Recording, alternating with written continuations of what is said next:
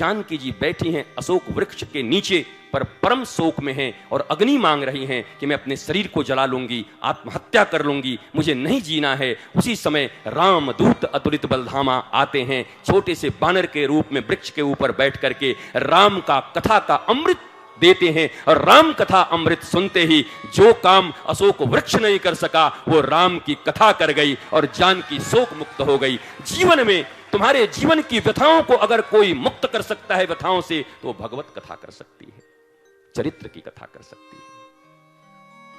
इसलिए कथा व्यथा का ही निराकरण है।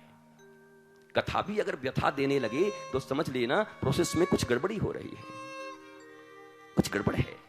कथा तुमको व्यथा दे जाए, कथा तुमको दिवालिया बना जाए, कथा तुम्हारा घर उजाड़ दे, तो कुछ मामला गड़बड़ है। कथा प्रत्येक समय तुम्हारे जीवन की व्यथा को मिटाती है। इसलिए गोपी कहती है, तब कथामृतम तप्त जीवनम कवि भीरितम कलमसापहम श्रवण मंगलम श्रीमदातम भुवि गुणंति ते भूरि राजना। भगवान राम भी कहते हैं, माता सबरी प्रथम भक्ति संतन कर संगा, द्वितीय रति मम कथा प्रसंगा, और तीसरा गुरुपद पंकज सेवा, तीसरी भक्ति अमान। गुरुपद पंकज की सेवा हो, पर शर्त यही है अमान, मान नहीं अमान।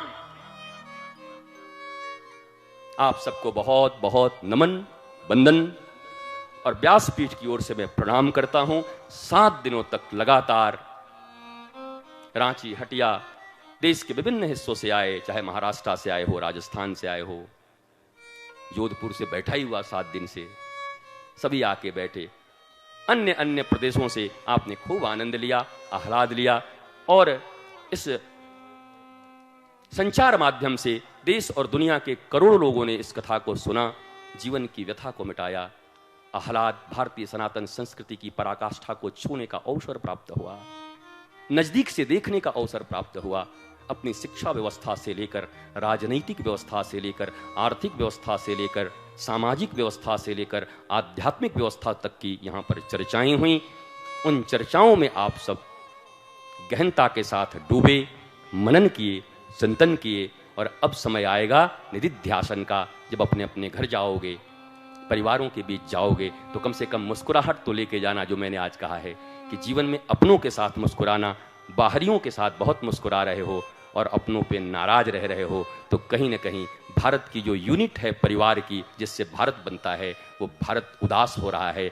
जिस भारत में महारास होता है, उस भारत को उदास नहीं होना चाहिए। यहाँ सदा महारास हो। महारास मतलब जीवात्मा और परमात्मा का मिलन, जीव और शिव का मिलन, नाच नहीं, डांस नहीं।